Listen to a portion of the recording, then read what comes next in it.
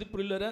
మరి ఈ రాత్రి దేవుని వాక్యాన్ని అందించడానికి మరి దైవజనులు మరి తెలంగాణ రాష్ట్రంలో మరి ఆయా స్థలాల్లో దేవుని చేత బహుబలంగా వాడబడుతున్నటువంటి దైవజనులు మరి సహోదరులు జాకబ్ శామ్యుల్ గారు మరి మన మధ్యలో ఉన్నారు.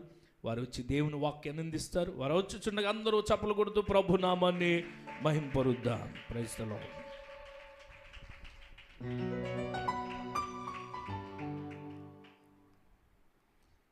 దేవుని పరిశుద్ధమైన నామమునకు మహిమ, ఘనత, ప్రభావములు కలుగునుగాక. గట్టిగా చెప్పండి ఆమేన్. సంతోషంగా ఉన్న వారందరూ కూడా రెండు చేతులు తెచ్చుకున్న వారు రెండు చేతుల పైకి లేపి బిగ్గరగా హల్లెలూయా, బిగ్గరగా హల్లెలూయా. మంచిది. ఇప్పటివరకు కూడా చక్కగా పాటలు పాడి ప్రభువుని స్తుతించారు. దేవుని మందిరంలో మనము ఆయనను ఆరాధించటం అనేది గొప్ప ధన్యత. నేను ఒక వాక్యంలో ఉంటుంది కదా, నీ మందిరమందు నివసించేవారు ధన్యులు. చెప్పండి, నీ మందిరమందు నివసించేవారు ధన్యులు. ధన్యులు అంటే ఇంగ్లీష్లో ఒక పర్ఫెక్ట్ మీనింగ్ అనమాట. ఇంగ్లీష్లో బ్లెస్డ్ అని ఉంటుంది అనమాట. అంటే ధన్యులు అంటే ఆశీర్వదింపబడిన వారు అని అర్థం. అంటే మనం ఎప్పుడైతే దేవుని మందిరానికి అడుగు పెడతామో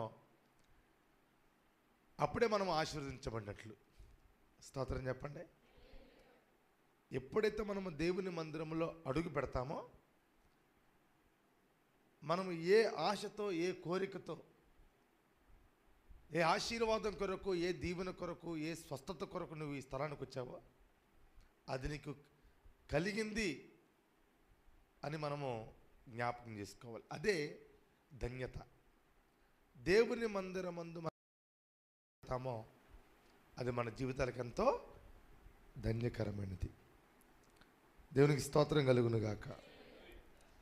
మరి ఈ స్థలానికి నన్ను ఆహ్వానించినటువంటి దేవుని సేవకులు, అభిషక్తులు, దేశ విదేశాల్లో బహుబలముగా వాడబడుతున్నటువంటి దైవజనులు మరి జాన్ మంగా, నా హృదయపూర్వకమైనటువంటి వందనాలు తెలియజేస్తున్నాను. అదేవిధంగా అమ్మగారికి, పాపకి, చేరువచ్చిన సంఘ బిడ్డలందరికీ నా ప్రత్యేకమైన హృదయపూర్వక వందనాలు తెలియజేస్తున్నాను. దేవుడు మిమ్మల్ని అందరినీ కూడా దీవించునుగాక. కొద్దిగా స్వరం పెంచి చక్కగా సంగీత సహకారాన్ని అందిస్తున్నటువంటి బ్రదర్స్కి, తమ్ముడు సౌండ్ సిస్టమ్ ఆపరేట్ చేస్తున్న వారికి ప్రత్యేకమైన వందనాలు తెలియజేస్తున్నాను. ఇప్పటివరకు పాటలు పాడినటువంటి సువార్త గాయకులు నజరేష్ గారికి హృదయపూర్వకమైనటువంటి వందనాలు తెలియజేస్తున్నాను.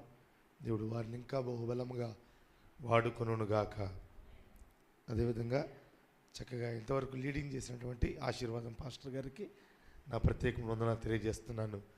చక్కగా వారు నడిపిస్తున్నారు క్రమంగా. కొంతమంది అయితే అనేకమైన మాటలు మాట్లాడుతుంటారు, చక్కగా క్రమంగా నడిపిస్తున్నారు. దేవుడు మీకు తోడేయుండునుగాక. దేవుని యొక్క వాక్య భాగాలకు మనం వెళ్దాం కాలయాపన చేయకుండా. మనకి ఇవ్వబడిన సమయము చాలా తక్కువ కనుక ఈ తక్కువ సమయంలో ఎక్కువ విషయాలు నేర్చుకునే ప్రయత్నం చేద్దాం. బైబిల్ గ్రంథాలు తెరిచి ఇర్మియా గ్రంథము 35వ అధ్యాయము 19వ వచనము. మరొకసారి చెబుతున్నాను వినండి. ఇర్మియా గ్రంథము 35వ అధ్యాయము 19వ వచనము.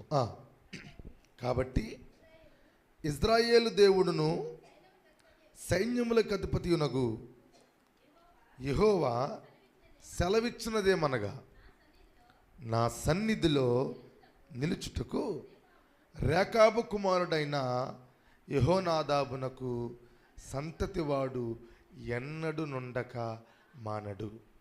దేవుడు ఈ వాక్య భాగం ద్వారా మనతో మాట్లాడి మనలను ఆధ్యాత్మికముగా బలపరచునుగాక. గట్టిగా చెప్పండి ఆమెన్. నేనేది మీకు 10 లక్షలు అప్పున్నట్టు మీరు ఇక్కడ మొఖాలు పెట్టుకుని కూర్చోవద్దు, ఓకేనా? సంతోషంగా మనం అందరం కూడా జన్మంగాచార్య గారు చెప్తారు కదా, శిలువ రక్త బంధువులము సంబంధులము. కనుక మనమందరము సహోదరులము కాబట్టి తప్పనిసరిగా మీరు దేవుని వాక్యం పైన మీ మనసు కేంద్రీకరించండి. వాక్యం చెప్పేటప్పుడు ఎవరు కూడా మాట్లాడుకోవటాలు కానీ లేచి అటు ఇటు తిరగటానికి కానీ చేయకూడదు. మీరు చెయ్యరో ఎక్కడికి వెళ్ళినా నాకు చెప్పడం ఆనవాయితీ. దేవునికి స్తోత్రం చెప్పండి. కనుక దేవుని కృప ఏంటంటే నా వెనకాల జానమంగాచార్య గారు లేరు. వారు ఉంటే ఎట్టెట్టనుకుద్ది అనమాట. ఎందుకంటే వారు గొప్ప ప్రసంగికులు కదండి. మేము కూడా చిన్న చిన్నగా వాడబడుతున్నప్పటికీ కూడా మరి వారు ఎంతో అనుభవజ్ఞులు. దాదాపుగా మీరు అనేక సందేశాలు కదండి ఉచితంగా వింటున్నారు. మేమైతే డబ్బులు పెట్టుకుని వినాల్సి వస్తుంది కదా. చాలా సంతోషం. మరి ఎన్నో అద్భుతమైన సందేశాలు ఉన్న మీ సంఘంలో మేము చెప్పడం అంటే కొద్దిగా సాహసోపేతమే అయినప్పటికీ ప్రభు నిలబెట్టుకున్నాడు. దేవుడు మాట్లాడతాడు. మనం అందరం కూడా దేవుని వాక్యమునకు చోటిద్దాం. మరి ఈ చదువుకున్నటువంటి వాక్య భాగంలో దేవుడు ఒక కోరిక కోరుకుంటున్నాడండి. చెప్పండి, ఎవరు కోరుకుంటున్నారు? దేవుడు ఒక కోరిక కోరుకుంటున్నాడు. మీరు మాట్లాడాలి. మాట్లాడలేదనుకోండి, సూత్రం, నా సూత్రం ఏంటంటే తెలుసా? స్తోత్రం కాదు అమ్మా, సూత్రం. రిప్లై ఇస్తే సప్లై ఉంటుంది అనమాట. చెప్పండి, రిప్లై ఇస్తే ఏమొచ్చిందమ్మా? సప్లై. మీరు రిప్లై ఇవ్వలేదనుకోండి, రీప్లే అవుతుంటుంది. అంటే అర్థం ఏంటి? చెప్పిందే మరలా చెప్పిందే మరలా అదే అడగటం, మీరు చెప్పకపోవటం, మరలా అడగటం, ఇలా జరుగుతుంటుంది అన్నమాట. కనుక మీరు రిప్లై ఇస్తే రీప్లే ఉండదు. ఇక రిప్లై ఇస్తే కనుక మీరు యాక్టివ్గా ఉండగలిగితే చక్కగా మీరు దేవుని యొక్క వాక్యాన్ని నేర్చుకోగలుగుతారు. స్తోత్రం చెప్పండి. ఇది నా యొక్క వే. కనుక మనందరూ సంతోషంగా మాట్లాడుకుందాం, దేవుని వాక్యాన్ని ధ్యానించుకుందాం, వాక్యానుసారంగా మన జీవితాలను నడిపించుకుందాం. గట్టిగా చెప్పండి ఆమేన్. చిన్న పాట అండి.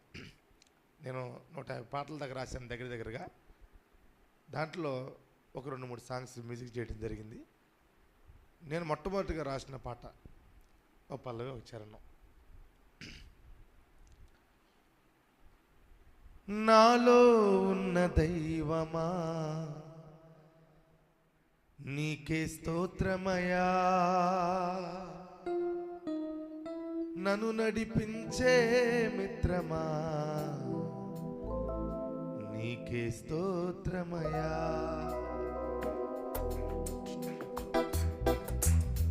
చప్పట్లు కొడుతూ ప్రభువుని కనపడతాం బిగ్గరగా.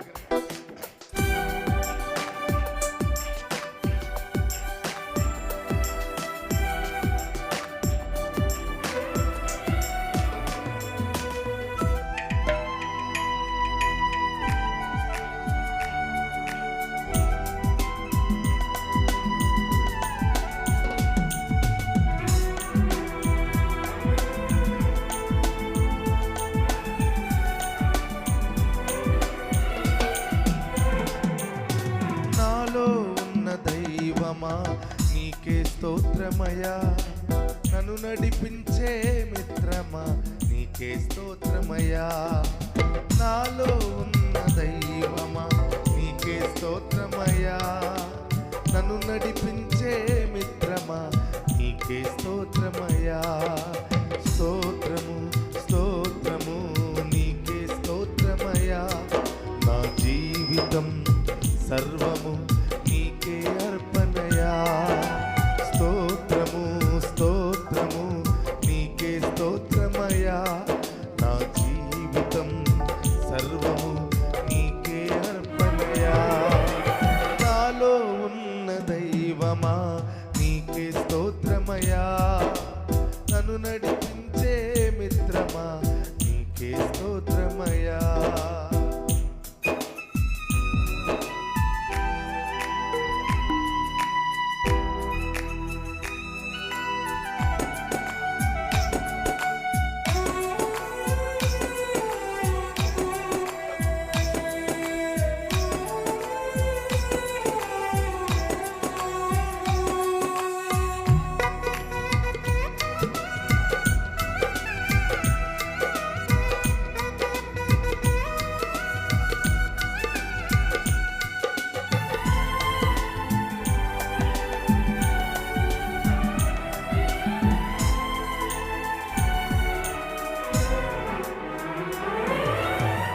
పాపపు ఊబిలో పడిపోయిన నన్ను లేవనెత్తి నీవు రక్షించావు.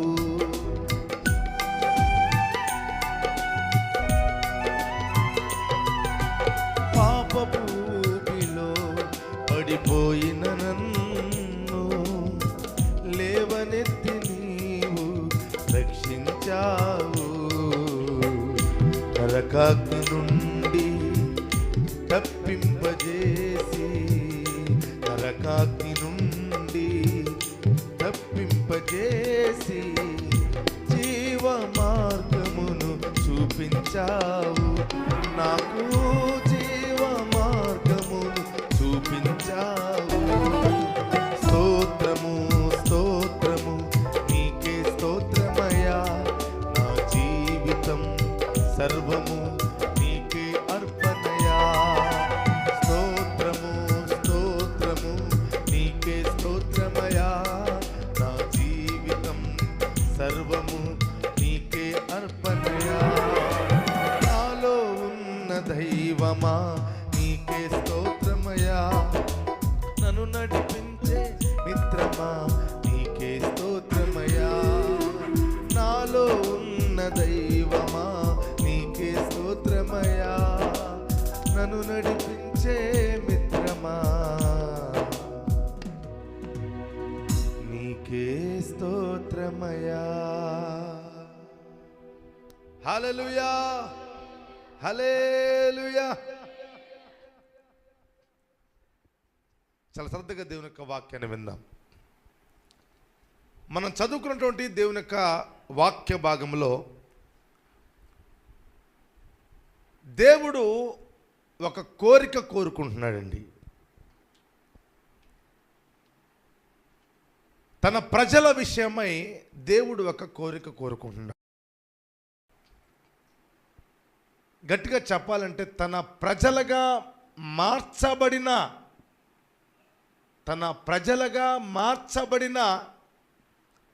ఒక కుటుంబం విషయంలో, ఒక సంతానం విషయంలో దేవుడు ఒక కోరిక కోరుకుంటున్నాడు. విచిత్రంగా ఉంది కదండి. వాస్తవానికి మనం దేవుని కోరుకుంటాం. అయ్యా నాకు ఇది కావాలి, నాకు అది కావాలి,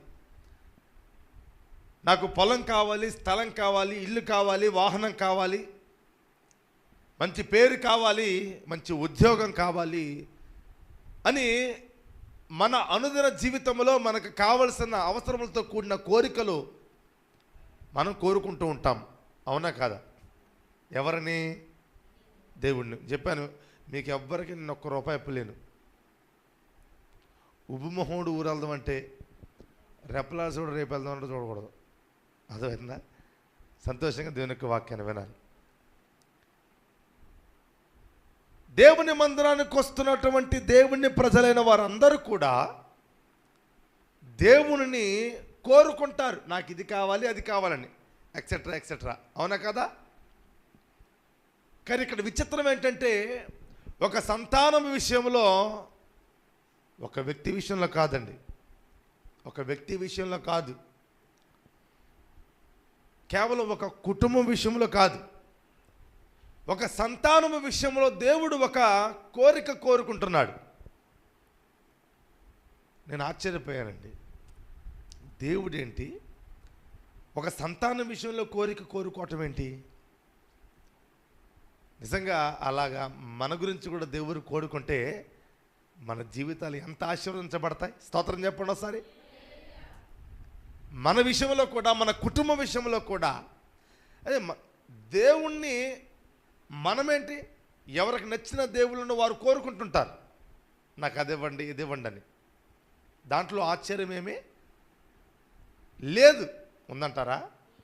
లేదు. వారికి నచ్చిన దేవుళ్ళ దగ్గరికి వారు వెళ్ళిపోయి వారికి కావలసిన కోరికలన్నీ చెప్పుకుంటారు, కోరుకుంటారు. ఇది అన్ని మతాల వారి దగ్గర, అన్ని విశ్వాసాల వారి దగ్గర జరిగేటువంటి ప్రక్రియే. కానీ ఇక్కడ విచిత్రం ఏంటంటే దేవుడు ఒక సంతానం విషయంలో ఒక కోరిక కోరుకుంటున్నాడు. ఆ కోరిక ఏంటి తెలుసండి?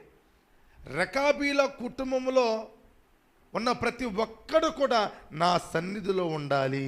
స్తోత్రం చెప్పండి ఒకసారి. అంటే దాని ఉద్దేశం ఏంటంటే ఎవరు ఉన్నా లేకపోయినా అది వారి వ్యక్తిగత విషయం. నా దగ్గర ఉండాలా ఉండకూడదా, నా సన్నిధిలో ఉండాలా ఉండకూడదా, నా సన్నిధికి రావాలా రాకూడదా, ఇవన్నీ ఎవరికి సంబంధించిన విషయాలు వారివే. అంటే వారి వ్యక్తిగత నిర్ణయాలపైన ఆధారపడి ఉంటుంది. కానీ ఈ రెకాబీలు మాత్రము వారి సంతానం అంతటి కూడా నా మందిరంలో తప్పనిసరిగా ఉండాలి అని దేవుడు కోరుకుంటున్నాడు. గట్టిగా స్తోత్రం చెప్పండి.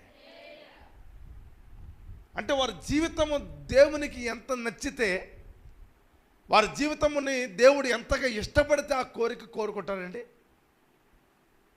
ఎవరిని పడితే వాళ్ళని మన ఇంట్లో ఉండడానికి ఇష్టపడతాం మనం? చెప్పండి. ఎవరిని పడితే వాళ్ళని మన ఇంట్లో ఉంచుకోవడానికి కానీ, వారికి ఆతిథ్యం ఇవ్వటానికి కానీ, ఆశ్రయం ఇవ్వటానికి కానీ ఇష్టపడతామా? నాకు తెలిసిన చాలామంది ఉన్నారండి. ఒకప్పుడు చాలా భయంకరంగా తిరిగేవారు. భయంకరంగా వారి కుటుంబానికి, గ్రామానికి అపాయకరంగా ఉన్నవారు ఈరోజు వారి స్థితి చూస్తే చాలా దయనీయంగా ఉంటుంది. ఈరోజు ఒకరోజు మీ ఇంట్లో పండుకొనిస్తారా అంటే వద్దు అనేవారే కానీ రా అనేవారు లేరు. అంటే కారణం ఏమిటి? ఆ వ్యక్తి యొక్క మునపట్టి ప్రవర్తన, ఆ వ్యక్తి యొక్క ప్రవర్తన ఆశ్రయం ఇవ్వటానికి కానీ ఆతిథ్యం ఇవ్వటానికి కానీ అవకాశం లేకుండా చేస్తుంది. మరి ఈరోజు దేవుడు రేకాబీలు అనేటువంటి ఈ జనాంగాన్ని బట్టి కోరుకుంటున్నాడు, వాళ్ళు ఖచ్చితంగా నా సన్నిధిలో ఉండాలి, వారి సంతానం అంతా కూడా నా సన్నిధిలో ఉండాలి అని కోరుకుంటున్నాడండి. ఇంతకీ ఈ రెకాబీలు ఎవరో మనం తెలుసుకోవాలి. మీరు ఎంతమంది తెలుసు రెకాబీలు గురించి? ఎప్పుడైనా విన్నారా? రెకాబీలు అనే పేరు ఎప్పుడైనా విన్నారా? ఎంతమంది తెలిసిన వారి చేతులు లేపండి. అంటే తెలిస్తే నాకు చెప్పడం కొద్దిగా ఈజీ అయిద్దని టూకీగా చెప్పుకొని వెళ్ళిపోవచ్చు. ఇంతకీ ఈ రెకాబీలు ఎవరు అనంటే రేకాబు యొక్క సంతానం వారు. రేకాబు అనేటువంటి వ్యక్తి యొక్క సంతానం వారు. రేకాబు అనేటువంటి ఒక వ్యక్తి ద్వారా వచ్చిన జనాంగమే ఈ రెకాబీలు. ఇంతకీ ఈ రేకాబు ఎవరో? ఇదే ఒక ప్రశ్న. కనుక కొన్ని ప్రశ్నలు ఉంటాయి, దానికి సమాధానాలు కూడా నేనే ఇస్తాను, శ్రద్ధగా వినండి.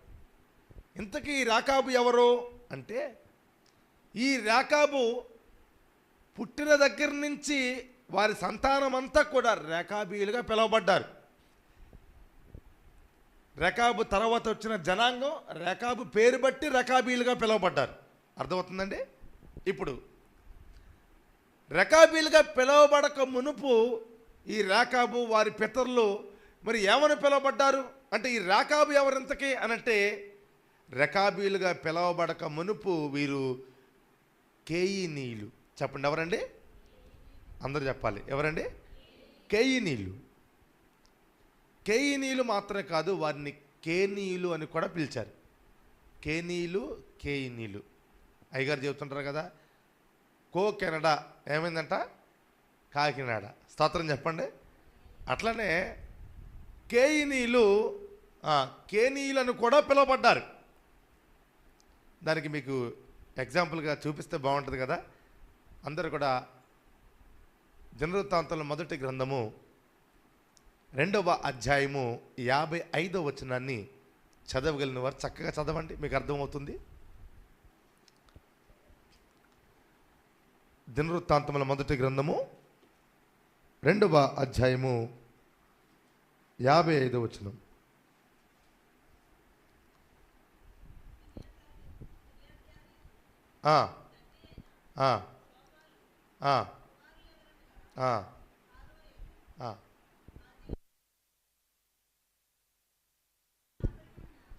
ఎబ్బేసులో కాపురమున్న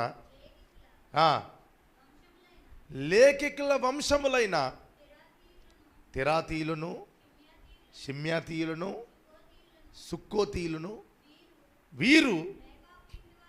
వీళ్ళందరూ కూడా రేకాబు ఇంటి వారికి తండ్రి అయిన హమాతు వలన పుట్టిన కేనీయుల సంబంధులు. స్తోత్రం చెప్పండి. రేకాబు తండ్రి పేరు హమాతు. హమాతు వరకు వాళ్ళు ఏమని పిలవబడ్డారంటే కేనీయులుగా పిలవబడ్డారు. మీకు అర్థమవుతుందండి? ఇప్పుడు చెప్పండి, రేకాబీలు ఎవరో? రేకాబు ద్వారా వచ్చిన జనాంగం. మరి ఇంతకీ రేకాబు ఒకప్పుడు ఎవరో అంటే కేనీయుడు, అదేవిధంగా కేయినీయుడు. మీకు అర్థమవుతుందిగా? సింపుల్గా చెప్పాలంటే రకాబీలుగా పిలవబడక మునుపు కేయినీయులు. అర్థమవుతుందండి? బాగానే ఉంది. ఇప్పుడు రకాబీలేమో రేకాబు ద్వారా వచ్చారు, బాగానే ఉంది ఇంతవరకు.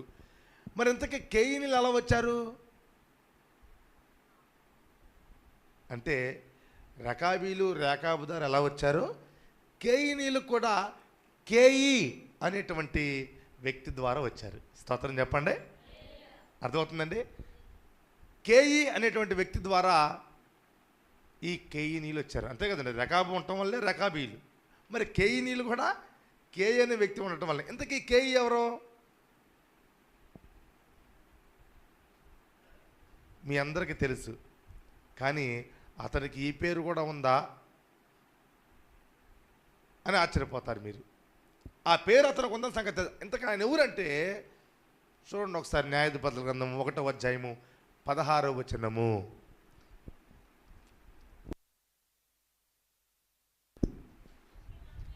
న్యాయాధిపతుల గ్రంథం 1వ అధ్యాయం 16వ వచనము. బిగ్గరగా చదవండి. మోషే మామ అయిన కేయి. చాలండి, స్తోత్రం చెప్పండి గట్టిగా. అక్కడ కేయి అంటే ఈ కేయి ఎవరండి? మోషే మామగారు అయినటువంటి ఇత్రో, రఘుయేలు. కొన్ని సందర్భాల్లో అతనినే రఘుయేలు అని కూడా పిలిచారు. నిద్రపోయేవారు అందరూ గట్టిగా స్తోత్రం చేద్దాం.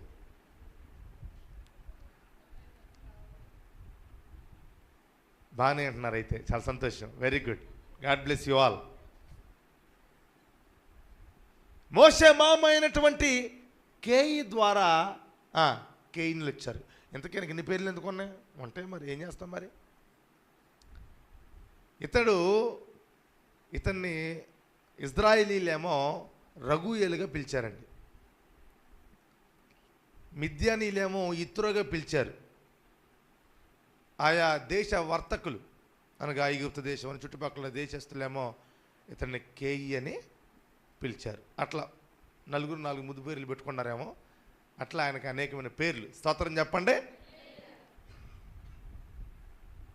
ఇప్పుడు ఈ మోషే మామగారి అనేటువంటి కేయి ద్వారా కేయినీలు అనేటువంటి జనాంగం వచ్చిందనమాట. ఇప్పుడు చెప్పండి, రకాబీలు ఎవరో ఒకప్పుడు, కేయినీలు. ఈ కేయినీలు ఎవరో? మోషే మామైన ఇత్రో లేకపోతే కేయి లేకపోతే రఘుయేలు అనబడిన వాని సంతానము. అంటే ఇప్పుడు ఈ రేకాబీలు ఎవరి సంతానం చెప్పండి? మోషే మామగారి అయినటువంటి ఇత్రో, కేయి అనే వాని సంబంధులు. స్తోత్రం చెప్పండి గట్టిగా. అంటే కొద్దిగా మనవడే అనిపిస్తుంది కదా ఇప్పుడు. ఇంతకీ ఫస్ట్లో ఉన్నప్పుడు మీరు ఏమనుకున్నారు? రేకాబీలు ఎవరు అసలు, వీళ్ళు ఎప్పుడు మేము మాకు ఎప్పుడు అర్థం కాలేదే అన్నట్టుగా చూశారు. కానీ మోషే మామగారి దగ్గరికి వచ్చేసరికి మీకు అర్థమైంది, ఓహో ఇవి మనవడే అన్నట్టుగా కొద్దిగా మొఖాలు వెలుగుతున్నట్టు కనబడుతున్నాయి. సంతోషంగా స్తోత్రం చెప్పండి. వెనకాల ఉన్న వారి గట్టిగా చెప్పాలి హల్లెలూయా. ఇప్పుడు బాగానే ఉంది. ఇంతకీ మోషే ఎవరో? మోషే మామైన కేయి ఎవరో? ఇత్రో ఎవరో? రఘుయేలు ఎవరు అంటే మిద్యానీయుడు. చెప్పండి ఎవరండి? మిద్యానీయుడు. మిద్యాను దేశంలో ఉన్నాడు కాబట్టి మిద్యానీయుడు కాదు, మిద్యానీయులు అందరూ ఒక ప్రాంతంలో ఉన్నారు కాబట్టి దానికి మిద్యాను దేశం వచ్చింది. అంటే మోషే మామగారు అనే ఇత్రో గారు రఘుయేలు అత కేయి అనబడినటువంటి మోషే మామగారు కేయినీలుగా వారి జనాంగం పిలవబడక మునుపు వాళ్ళని ఏమని పిలిచేవారంటే మిద్యానీయులని పిలిచేవారు. అందుకే ఈ మాట చెబుతున్నా మీకు. అంటే రకాబీలుగా పిలవబడక మునుపు కేయినీలుగా పిలవబడక మునుపు మిద్యానీయులు. ఎంతకీ మిద్యాని ఎవరు? ఇప్పుడు మిద్యాను ద్వారానే మిద్యానీయులు ఎవరంటే మిద్యాను ద్వారా వచ్చినటువంటి జనాంగం. ఇంతకీ మిద్యాను ఎవరో అంటే అబ్రహాము గారు, షారా గారు చనిపోయిన తర్వాత అబ్రహాము గారు కెతూరా అనేటువంటి ఒక స్త్రీని వివాహం చేసుకుంటాడు. ఆ స్త్రీ వలన పుట్టినటువంటి కుమారుడే మిద్యాను. స్తోత్రం చెప్పండి గట్టిగా, గట్టి చెప్పాలి హల్లెలూయా. అబ్రహాము యొక్క కుమారుడు మిద్యాను, కెతూరా ద్వారా పుట్టినటువంటి కుమారుడు మిద్యాను. ఈ మిద్యాను ద్వారా వచ్చిన వారే మిద్యానీయులు. ఈ మిద్యానులకు పుట్టిన కుమారుడే కేయి అనగా మోషే మామగారు. ఆ కేయి ద్వారా వచ్చిన జనాంగమే కేయినీలు. కేయినీల సంతానమే రెకాబు, రెకాబీ సంతానమే రెకాబీలు. స్తోత్రం చెప్పండి గట్టిగా. ఇప్పుడు అర్థమంది రెకాబీల సంతానం మీకు, రైట్. వీరి గురించి మనకి ఎందుకు ఈ చరిత్ర అంతా చెబుతున్నానంటే, ఇది అర్థమైతేనే నేను చెప్పబడి ఆ కొన్ని మాటలైనా సరే మీకు బాగా అర్థమవుతాయి. వారి జీవితము మనం తెలుసుకోవాలి, వారి చరిత్ర మనం తెలుసుకుంటే వారి గురించి మనం కొన్ని పాఠాలు నేర్చుకోవచ్చు. ఈరోజు మందిర వార్షికోత్సవం కదండి. దేవుడు ఒక చక్కటి మందిరము మీకు అనుగ్రహించాడు. దేవునికి స్తోత్రం కలుగును గాక. వారి సాక్ష్యాలను నేను వింటున్నప్పుడు నాకు అప్పుడప్పుడు చెబుతుంటారు. నిజంగా ఇందాక కూడా మేము కూర్చొని మాట్లాడుతున్నప్పుడు ఎన్ని అనుభవాలండి. నిజంగా మేమైతే చేయలేమేమో. ఈ రోజులు అన్నీ బాగున్నాయి కదండి. చక్కగా ఆ సంఘం మానేస్తే ఈ సంఘంలో రావటం, ఈ సంఘం మానేస్తే ఆ సంఘంలోకి వెళ్ళటం, ఇలా జంప్ అయ్యేవారు ఎక్కువ ఉండటం వల్ల మాలాంటి, అంటే నేను దాదాపుగా సేవలోకి వచ్చి 15 సంవత్సరాలు లేండి. చిన్న వయసులోనే సేవలోకి వచ్చాను. ఇప్పుడు వచ్చిన జనరేషన్లకి అంటే ఈ టైంలో ఎవరైతే సేవకు వస్తున్నారో ఈ 2-3 సంవత్సరాల నుంచి వాళ్ళకి చాలా ఈజీ అయిపోయిందండి. వీళ్ళు చెరువులో గాలి వేయాల్సిన అవసరం లేదు. వాళ్ళు బొట్టలు వేస్తే సరిపోద్దండి ఈజీగా, ఎందుకంటే కష్టపడే పని ఉండదు. ఆయనేమో కష్టపడి చెరువులు వేస్తుంటే వీడు వెనకాల నుంచి బొట్టలు వేస్తుంటాడు. అలాంటి వాళ్ళు చాలామంది తయారయ్యారు. కానీ ఇలాంటి పెద్దలంకనే మారుమూల ప్రాంతానికి వచ్చి ఏమంటే ఇందాక చెబుతున్నాడు, ట్రక్ ఆటోలో వచ్చారంటండి. ట్రక్ ఆటోలో వచ్చేసరికి ఆయన చేతిలో 134 రూపాయలు ఎంత ఉన్నాయంట. కానీ ఈరోజు దేవుడు నమ్మకంగా పరిచయం చేయడాన్ని బట్టి ఇంతటి మంచి మందిరం. స్తోత్రం చెప్పండి. అద్దింట్లో ప్రారంభించబడిన పరిచర్య నాది కూడా అంతేనండి. అద్దింట్లో 4 సంవత్సరాలు, ఈరోజు సొంత సంఘం. ఎంత గొప్ప పరిచర్య అండి. వారి గురించి బయట అయ్యగారు గొప్ప దైవజనులు అనుకుంటారు. ఆ గొప్ప దైవజనుడిని పేరు వెనకాల ఎంత ప్రయాసం ఉందంటే, సిటీలో ఎవడైనా చేస్తారు పరిచర్య ఏమండి. ఎందుకంటే 10 సంఘాల దగ్గరికి వెళ్ళి 10 సార్లకి వెళ్తే చాలు వచ్చేస్తారు. ఇలాంటి ప్రాంతాల్లో సేవ చేయటం అనేది చాలా గొప్ప విషయం అండి. ఇప్పుడు చెప్తాం మనం, ఇప్పుడు ధైర్యంగా చెప్పొచ్చు ఆయన నిజంగా గొప్ప దైవజనుడు. గట్టిగా స్తోత్రం చెప్పండి. ఇలాంటి ఏరియాలో ఇంత మంచి మందిరం కట్టాడంటే నిజంగా గొప్ప దైవజనుడు. పొగట్టం కాదండి. దేవుడు ఒక మంచి మందిరాన్ని దేవుడు మనకు అనుగ్రహించాడు. ఎందుకు అంటే ఆ మందిరములు నీవు ఆశీర్వదింపబడాలి. మనకి మందిరము విలువ చాలామందికి తెలియదండి. డ్వాక్రా గ్రూప్ మీటింగ్ అను ఎగేసుకుంటూ వెళ్ళిపోతారు కదండి, అవునా కదా. లేట్ అయితే మళ్ళీ ఇంకోసారి డ్వాక్రా లీడర్ గారు ఉంచుకుంటారు, ఉంచరు. అందరి ముందు తిట్టిద్దామో, పరుగు తీసిద్దామో. కానీ మందిరం అంటే నిర్లక్ష్యం. కారణం ఏంటంటే ఇక్కడ గద్దిస్తే మొఖాలు అలా కొద్దిగా మొక్కదాన్ని అలా దలితే పేలాలు అయిపోతాయి కదండి. తెలుసుగా మీకు పేలాలంటే. స్తోత్రం చెప్పండి గట్టిగా. మీరు మంచోళ్ళేలేండి, మీరు మంచోళ్ళు కదా, మీరు మంచోళ్ళేగా. కొన్ని సంఘాల్లో గద్దిస్తేనండి మొక్కజొన్న ఎత్తిలే బాగా మాడిపోతుంటుంది మొహం, అప్పటికే కోపంతో ట్రగులిపోతుంటారు.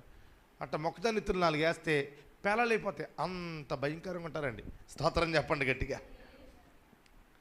మంచి మందిరం ఇచ్చారు, దీవించబడుదురుగాక. నీవు దీవించబడాలని దేవుడు కూడా రకాబీల్లాగా నిన్ను కోరుకోవాలని ఆశపడుతున్నాడు. కాబట్టి ఈరోజు ఈ సందేశం యథా జీవితం తదా ప్రజ అన్నట్లుగా మనం ఉండకూడదండి. దినదినము మారు మనసు పొందుతుండాలి. దినదినము కూడా మనము ఆత్మీయంగా ఎదుగుతూ ఉండాలి, అభివృద్ధి చెందుతూ ఉండాలి. పరలోక రాజ్యము కొరకు మనము ఎప్పుడు కూడా సైనికుల్లాగా ఆత్మీయతలో పోరాటం చేస్తూ ఉండాలి, ప్రయాసపడుతూ ఉండాలి. అప్పుడే మనము దేవుని రాజ్యాన్ని పొందుకోగలం.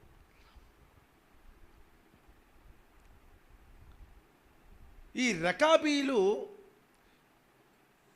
దేవుడు కోరుకునేంత ఇష్టముగా ఎందుకున్నారంటే, వారి యొక్క జీవితంలో ఒక 3 రూల్స్ పెట్టబడ్డాయండి.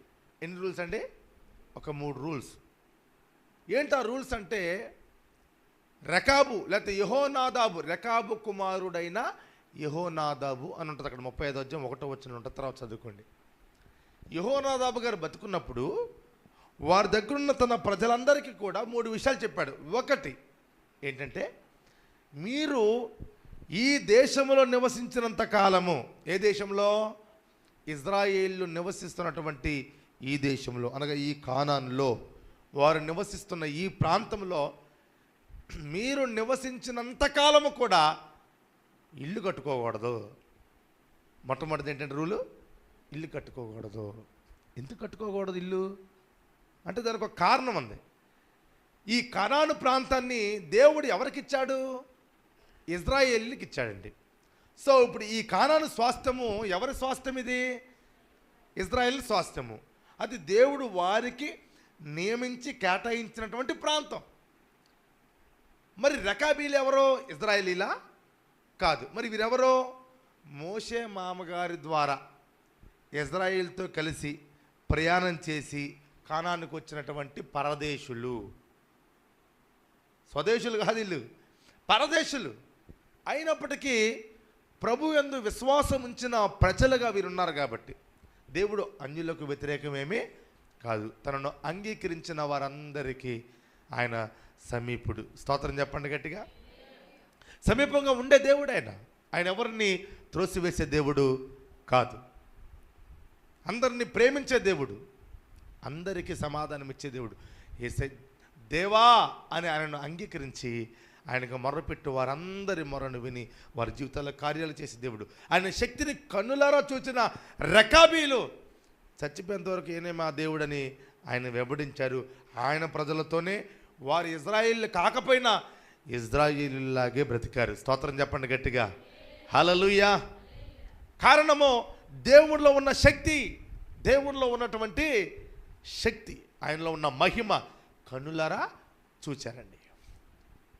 కనుక యెహోనాదాబు అన్నాడు కదా, అరే బాబు, మిద్యాను దేశంలో ఉన్న మనము వారితో పాటు వచ్చి వారి దేశంలో ఉంటున్నాం ఎప్పటి నుంచో. కనుక మనం వారికి మేలుకరంగానే ఉండాలి కానీ మేకులాగా మనం ఉండకూడదు. వారికి మనము సహకరించాలి కానీ వారికి మనం ఇబ్బందికరంగా ఉండకూడదు. కనుక ఈ 3 రూల్స్ మీరు పాటిస్తే ఆ దేశంలో మనం ఉన్నంత కాలము గౌరవ గణతలు పొందుకుంటాము. వారికి మనకు ఒక మంచి సంబంధము తరతరాలు యుగయుగాలు ఉంటుంది, అది చెడిపోదేక. కనుక మీరెప్పుడు కలిసి ఉండాలని ఈ 3 రూల్స్ చెప్తున్నా, ఖచ్చితంగా పాటించాలని యెహోనాదాబు గారు చెప్పారండి. అందులో మొదటి రూల్ ఏంటంటే ఏంటి? ఇల్లు కట్టుకోకూడదు. ఎందుకు కట్టుకోకూడదు? ఇప్పుడు ఇల్లు కట్టేశారనుకోండి, ఇది మా ఇల్లు, నువ్వెవడు రా మమ్మల్ని పొమ్మంటానికి అని అనే రోజులు ఇప్పుడు రాకపోయినా ఏదో ఒక రోజు ఖచ్చితంగా మన వల్ల కాలంలో రాకపోయినా ముని మన వల్ల కాలంలోనైనా వచ్చింది. మేము ఎప్పటి నుంచో పాతుకుపోయినాం ఎక్కడ, ఇది మా ఇల్లు, మా తాత ముత్తాతలు ఉన్న ఇల్లు, మా స్థలం ఇది, అడుగు చుట్టుపక్కల ఉన్నందరూ అడుగు అని చెప్పేసి గట్టి గొడవాడేసుకుంటాడు. ఈ టైంలో వీళ్ళ బంధువులు ఉంటారు కంటే మా ఊడిని అంటమని వచ్చేస్తారు. ఇక ఇజ్రాయేల్కి వాళ్ళకి ఏమైంది? ఎడబాటు కలుగుతుంది. తద్వారా దేవుడు కూడా బాధపడే విషయమే అది. కనుక దేవునికి అవమానము, ఆ ప్రజలతో ఎడబాటు రాకుండా ఉండాలంటే మొట్టమొదటిగా నువ్వు చేయాల్సిన పని ఏంటంటే, మీరు ఇల్లు కట్టుకోకూడదు. మరి ఎట్లా? మీరు బ్రతికినంత కాలం గొడారాల్లోనే బ్రతకాలి. మీరు తర్వాత చదువుకోండి, ఆ మాటలు అందులోనే ఉంటాయి, చదివిస్తారు, మీరు జాగ్రత్తగానండి. గొడారాలు అనుకోండి, ఇక్కడ ఈ స్థలం మాకు కావాలి వెళ్ళిపోండి అని అనుకోండి, తీసేసుకుని వెళ్ళిపోవచ్చు, అవునా కదా? అప్పుడు వాళ్ళు ఆటంకంగా ముళ్ళులాగా ఉండరు. అందుకే మీరు గొడారాలను ఉండాలి కానీ ఇల్లు మాత్రం కట్టుకోకూడదు. రెండవదిగా మీరు విత్తనం వేయకూడదు. అంటే ఏంటి? వ్యవసాయం చేయకూడదు. మరి ఏం చేయాలి? వాళ్ళు వేసిన వ్యవసాయాన్ని మీరు వెళ్ళి పనివారిగా చేయటమే తప్ప వ్యవసాయం వేసుకొని పని చేయడానికి వీలు లేదు. ఒకవేళ పని చేయలేవా, పరిగెరుకుని బతకటమే. ఇజ్రాయేలీలు పరిగి వదిలిపెడతారండి. పరదేశాల కొరకు ఏమి వదిలిపెడతారు? పరిగి వదిలిపెడతారు. వాళ్ళు తినాలి, బతకాలని. మన దేశంలో ఉంటున్నారు, వాళ్ళు మంచిగా ఉండాలని. అవునా కదా? సో కనుక పరిగెరుకునైనా బతకండి, లేకపోతే పని చేసుకునైనా బతకండి. కానీ విత్తనం మాత్రం వేసి వ్యవసాయం చేయొద్దు. ఎందుకంటే వ్యవసాయం చేయటం ప్రారంభిస్తే ఇది మాదే అని ఏదో ఒక రోజు ఖచ్చితంగా అంటారనరా. అందుకని రైట్. కనుక మొట్టమొదటిగా ఇల్లు కట్టుకోకూడదు, అంటే గుడారాల్లో ఉండాలి. రెండవదిగా వ్యవసాయం చేయకూడదు, పని చేసుకునే బతుకు, పరిగెరుకునే బతుకు. మూడవదిగా ద్రాక్ష రసం తాగకూడదు. ఏం తాగకూడదండి? రైట్, ద్రాక్ష రసం తాగకూడదండి. ద్రాక్ష రసం అంటే ఇంగ్లీష్లో వైన్ అంటున్నారు కాబట్టి అదిగో దేవుడు కూడా వైన్ తాగాడు అన్నాడు. ఏం చేస్తాను చెప్పండి? వైన్ అంటే దాంట్లో ఉంటాయండి కొన్ని. మంచి ద్రాక్షరసం, పులిసిన ద్రాక్షరసం, పులియన ద్రాక్షరసం, మంచి ద్రాక్షరసం, జబ్బు ద్రాక్షరసం, రకాలు ఉంటాయి. మనం కూడా ప్రతి ఆదివారం కూడా చక్కని ద్రాక్షరసం తాగుతాం కదండి, ఏసరత్తమ్మగా మార్చబడిన తర్వాత. అది కూడా వైనేనా? గ్రేప్ జ్యూస్ అంతా, గ్రేప్ జ్యూస్ కూడా వైనా? అంటే మత్తు పదార్థం అది కాదు, ఆరోగ్యం ఇచ్చేది. దాన్ని వక్రీకరించేవారు వక్రీకరిస్తూనే ఉంటారు. మనం దాన్ని ప్రక్కన పెట్టాలి. ద్రాక్షరసం త్రాగకూడదు. ఎందుకు త్రాగకూడదు అన్నాడంటే, ఇజ్రాయెల్ దేశంలో మంచి నీరు తక్కువ, త్రాగే నీరు తక్కువ. కనుక వాళ్ళు నీరు తక్కువ శాతం తాగుతారు, ద్రాక్షరసం ఎక్కువ శాతం తాగుతారనమాట ఆ రోజుల్లో. ఇప్పుడంటే బోర్లు వచ్చేసి, మిషన్లు వచ్చేసి లాగేసేస్తున్నారు కింద నుంచి. స్తోత్రం చెప్పండి గట్టిగా. 2 చేతులు లేవా? మర్యాదగా 2 చేతులు పైకి లేపండి. మీ చేతులు ప్రతిసారి హల్లెలూయా చెప్ప. హల్లెలూయా, హల్లెలూయా. ఏమంటే సాతాను అంటండి తన పిల్లలకి 3 విషయాలు జ్ఞాపకం చేస్తాడంట. ఎవరండి? ఎవరి పిల్లలకే? ఎవరి పిల్లలండి? తన పిల్లలకే. అంటే మందిరంలో వాడి పిల్లలు కూడా ఉంటారండి. మీరు మంచోళ్ళేగా? దేవునికి స్తోత్రం చెప్పండి గట్టిగా. మందిరంలో వాడి పిల్లలు కూడా ఉంటారు. అక్కడ గుమ్మం దగ్గర రాగానే వాడు అంటాడు కదా, చూసుకో అంటాడు. ఏమంటాడండి? చూసుకో అంటే అర్థం ఏంటి? చక్కటి మంచి కుర్చీ చూసుకో. మనకి కుర్చీలు ఉన్నాయి కాబట్టి కొంతమంది సంఘాల్లో గోడలు ఉంటాయి కదండి, కింద కూర్చుంటారు కదా, గోడకు చూసుకో. నీ స్నేహితుల పక్కన చూసుకో. వాక్యం బోరు కొడితే మాట్లాడుకోవడానికి నీ స్నేహితుల పక్కన అంటే స్థలం చూసుకో, నీకు అనుకూలంగా మాట్లాడుకోవడానికి, పండుకోవడానికి అంటే చూసుకోవడం అనమాట. వాడికి అనేది సరే బాగా చూసుకోవాల్సింది, ఎవరైనా చూసుకోవాల్సిందే. ఆడపిల్లలైనా దేవుని పిల్లలైనా ఏదో ఒక స్థలం చూసి కూర్చోవాలి, సార్ తప్పు లేదు. చూసుకున్న తర్వాత కొంతసేపటికి ఆరాధన దాకా బాగానే ఉంటారు, వాక్యం టైంకి వచ్చేసరికి వాడు జ్ఞాపకం చేస్తుంటారు, చూసుకుని జాలే కానీ సాసుకో. సాసుకున్న ఎన్నిసార్లు చెప్పాలా సాసుకో అంటది. ఏంటి? సాతానుగాడు. ఈ అమ్మని ఎప్పుడైతే జ్ఞాపకం సాసుకుంటారనమాట. ఈ సాసుకొని ఎటు సాసుకుంటారో చెప్పండి? ఇటు బలిపేటకి వెళ్ళి వాక్యం ముగించకపోతే తంత్ర అన్నట్టుగా, నువ్వు చెప్తే నేనేది ఏంటి, నీ వయసు ఎంత నా వయసు ఎంత అన్నట్టుగా కొంతమంది అలా కాలు ముందుకు చాపుతారు. దేవుని కృప ఏంటంటే మీ అందరికీ దేవుడు కుర్చీలు ఏర్పాటు చేశాడు సేవకుల ద్వారా. గట్టిగా స్తోత్రం చెప్పండి. అందును బట్టి నేను చాలా సంతోషిస్తున్నాను. లేకపోతే ఎంతమంది కాళ్ళు చూడాల్సి వచ్చేదో. సాసుకో అంటది. సరే, కొంతమంది కాళ్ళ నొప్పులు ఉండి సాసుకుంటారండి. కాళ్ళ నొప్పులు లేకుండా సాసుకుంటే నేను ఎక్కడికి నీ శాపం పెడతా. కాళ్ళ నొప్పులు ఉండినా సాసుకోకపోతే, కాళ్ళ నొప్పులు లేకపోయినా చాచుకున్న వాళ్ళందరికీ త్వరగా కాళ్ళ నొప్పులు వస్తాయి. మరి ఆరోగ్యం ఇచ్చినప్పుడు ఆరోగ్యవంతులుగా ఉండాలి. నేను 3 శాపాలు పెడతాను ఎక్కడికి వెళ్ళినా. అయ్యగారు శపించవచ్చా? ఈ శాపాలు మరి తొందరగా వచ్చే కాదులేండి, చేయకపోతేనే వస్తాయి. స్తోత్రం చెప్పండి గట్టిగా. రెండో శాపం ఏంటంటే, దేవుడు చక్కటి వస్త్రాలు ఇస్తాడండి తన పిల్లలకి కదండి. తను నమ్ముకున్న బిడ్డలందరూ కూడా మంచి మంచి విలువైన వస్త్రాలు వేసుకొని చక్కగా దేవునికి మహిమకరముగా కనబడాలి. కనబడతారు కూడా. కానీ కొంతమంది ఏం చేస్తారంటే, ఎంత మంచి విలువైన వస్త్రాలున్న బీరువాలో పెట్టి మందిరానికి వచ్చేటప్పుడు డోక్రా గ్రూప్ మీటింగ్కి వెళ్ళి బట్టలు వేసుకొస్తారు. కూరగాయలు కొనడానికి వేసుకెళ్తారు చూసారా, ఆ బట్టలు వేసుకొస్తారు. ఇంట్లో తిరగడానికి వేసుకునే బట్టలు అవి వేసుకొస్తారనమాట. మళ్ళీ ఆ విలువైన బట్టలు ఎప్పుడు తీరుస్తారు అని అంటే పెళ్ళిళ్ళకి, ఫంక్షన్లకి, ఆఖరికి దినాలకి. అమ్మ అచ్చమైన తెలుగులో చెప్తే అర్థమైద్దని అన్యదా భావించకండి, స్తోత్రం చెప్పండి గట్టిగా. పెళ్ళిళ్ళకి, ఫంక్షన్లకి, దినాలకి, ఆఖరికి హాస్పిటల్కి కూడా వేస్తారు. హాస్పిటల్కి కూడా వేస్తారండి మంచి బట్టలు. మా మామగారు ఉన్నారు, నాకు హాస్పిటల్కి తీసుకెళ్తా అంటే ఆగాగు బట్టలు కట్టుకోలాగండి. హాస్పిటల్కి వెళ్ళేటప్పుడు ఏదో ఒక కాటన్ చీర కట్టుకుని బయలుదేరచ్చు కదా మా మామగారు, మా బంధువులే. మంచి బట్టలు వేసుకుని బయలుదేరింది. స్తోత్రం చెప్పండి గట్టిగా, హల్లెలూయా. కొంతమంది హాస్పిటల్ కూడా మంచి బట్టలు వేస్తారండి, ఎవరు ఏమనుకుంటారో చూస్తే అని. కానీ మందిరానికి మాత్రానికి చాలా నీచమైన హీనమైన బట్టలు వేసుకొస్తారు.